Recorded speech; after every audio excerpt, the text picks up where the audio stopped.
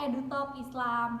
Nah, kali ini kita bakal ngobrol seru nih tentang perbandingan kurikulum 2013 dengan kurikulum Merdeka dari perspektif pendidikan Islam. Nah, kali ini aku, Anissa Nurafifa, sebagai host. Nggak sendirian aja nih, aku bakal ditemenin sama mahasiswa PG PAUD kampus UPI di Cibiru yang cantik-cantik. Boleh langsung aja yuk kita panggilin teteh-tetehnya. Wah, teteh-teteh kayaknya hari ini pada semangat banget ya. Gimana nih kabarnya teteh-teteh semua? Alhamdulillah, luar biasa. Allahu Akbar. Wah, emang bener ya, mahasiswa PG PAUD itu pada ceria-ceria semua. Tapi teteh-teteh ada jargon gak sih? Ada dong teh, kita punya jargon dari PG PAUD. Boleh dong teh, di-spill dong jargonnya. Boleh banget teh. 1, 2, 3, PG PAUD Siap, ya ya ya. Wah, asik banget ya. Tapi kita kan belum kenalan ya teh. Boleh dong teteh-teteh perkenalkan dirinya dulu. Halo, nama aku Fauzia. Halo, aku Gisa. Halo, aku Zakia. Halo, dan aku Sarah.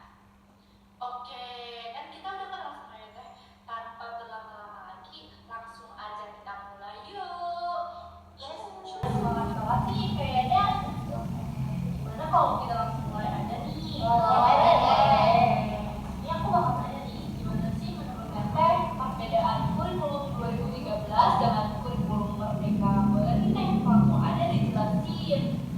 baik teh. Jadi ini teh, kalau dulu kalian tuh di kurikulum 2013 tuh fokusnya di kompetensi, pengetahuan, sikap, sama keterampilan. Tapi sayangnya ya teteh, di kurikulum 2013 tuh nilai-nilai itu masih kayak ketinggalan, belum jadi bagian utama di semua pelajaran teh.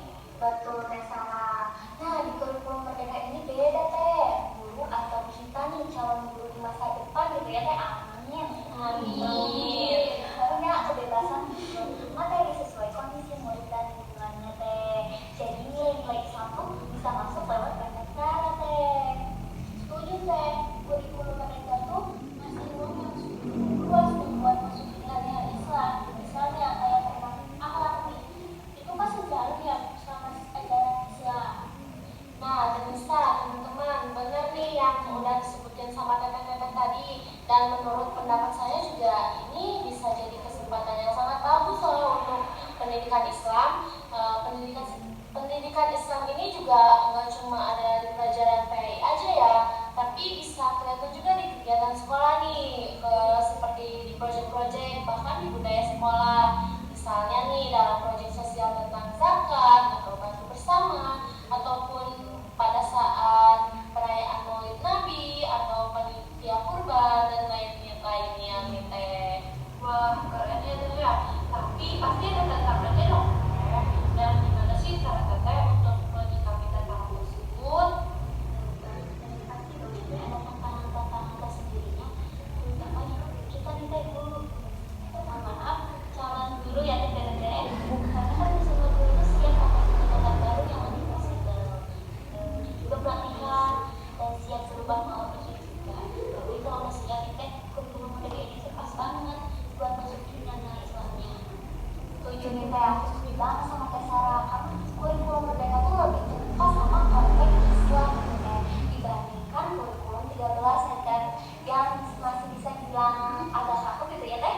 Tapi tetap gitu kita perlu dukungan dari sekolah dan guru-gurunya juga teh. Oh setuju nih sama pendapat Sarah.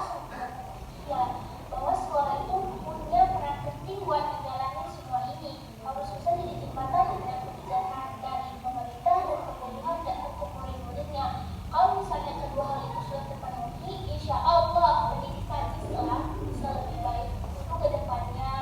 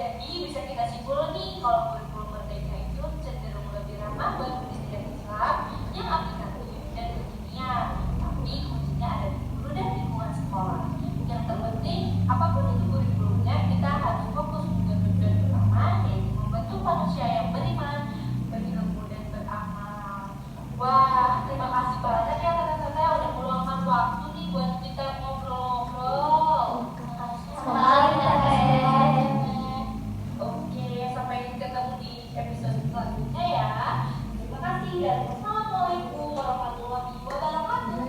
Waalaikumsalam warahmatullahi wabarakatuh. Nah, alhamdulillah banget ya kita bisa ketemu lagi di episode kedua. Oke, buat teman-teman yang udah nonton kemarin pasti tahu dong kita lagi bahas apa. Yaps, bener banget. Kita lagi bahas perbandingan kurikulum 2013 dengan kurikulum Merdeka. Oke, tanpa berlama-lama lagi, langsung aja yuk kita lanjut. Check it out.